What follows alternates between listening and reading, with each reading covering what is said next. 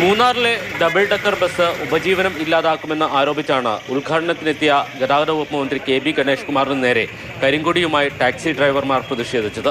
പ്രതിഷേധത്തിൽ അസംതൃപ്തി രേഖപ്പെടുത്തിയ മന്ത്രി ഉദ്ഘാടന വേദിയിൽ ഒരു പ്രഖ്യാപനവും നടത്തി.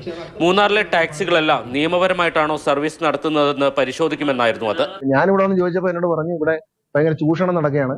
ഈ മാട്ടുപ്പെട്ടി ഭാഗത്തേക്ക് പോകുന്ന ഈ ടൂറിസ്റ്റുകളെ വല്ലാതെ ചൂഷണം നടത്തുന്നു. പല നാട്ടിൽ വരുന്ന ടൂറിസ്റ്റുകളെ ചൂഷണത്തിൽ നിന്ന് രക്ഷിക്കാൻ വേണ്ടിയിട്ടാണ് ഞാൻ വണ്ടി ഇടാന്ന് പറഞ്ഞത്. എന്തായാലും മന്ത്രിയുടെ പ്രഖ്യാപനത്തിന് പിന്നാലെ മോട്ടോർ വാഹന വകുപ്പ് ഉദ്യോഗസ്ഥർ സടകുടഞ്ഞ് എഴുന്നേറ്റു. കഴിഞ്ഞ 3 ദിവസമായി പഴുതടച്ചുള്ള പരിശോധനയായിരുന്നു.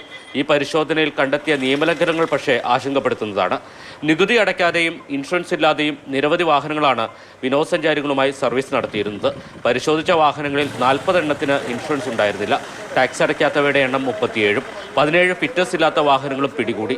3 ദിവസമായി നടത്തിയ പരിശോധനയിൽ കണ്ടെത്തിയ നിയമലംഘനങ്ങളുടെ എണ്ണം 305 ആണ്. മൂന്നാറിൽ ഓടുന്ന വണ്ടികളിൽ പുറത്തുനിന്ന് വരുന്നുണ്ടെങ്കിൽ കുറവാണ്. മൂന്നാറിലാണ് ഇപ്പോൾ കൂടുതലായിട്ടുള്ള പ്രശ്നങ്ങൾ കണ്ടത്. പിന്നെ KSRTC ബസ്സിന് പാരലായിട്ട് ട്രിപ്പ് അടിക്കുന്നു, അത്തരത്തിലുള്ള കേസുകളൊക്കെ ധാരാളമുണ്ട്. പിന്നെ ആളുകളെ കുത്തി നിറച്ച് പോകുന്നു, അനുവദിച്ച സീറ്റിംഗ് കപ്പാസിറ്റി കൂടുതൽ ആൾക്കാരെ കയറ്റുന്നു, അതുപോലെ ധാരാളം പ്രശ്നങ്ങളുണ്ട്. അതൊക്കെ പരിശോധിക്കുന്നുണ്ട്. 7.65 ലക്ഷം രൂപയാണ് ഇതുവരെ പിഴയായി ഈടാക്കിയത്. 22 വാഹനങ്ങൾ പിടിച്ചെടുക്കുകയും ചെയ്തു.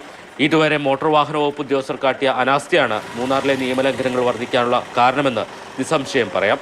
മാതൃഭൂമി ന്യൂസ്, ഇടുക്കി.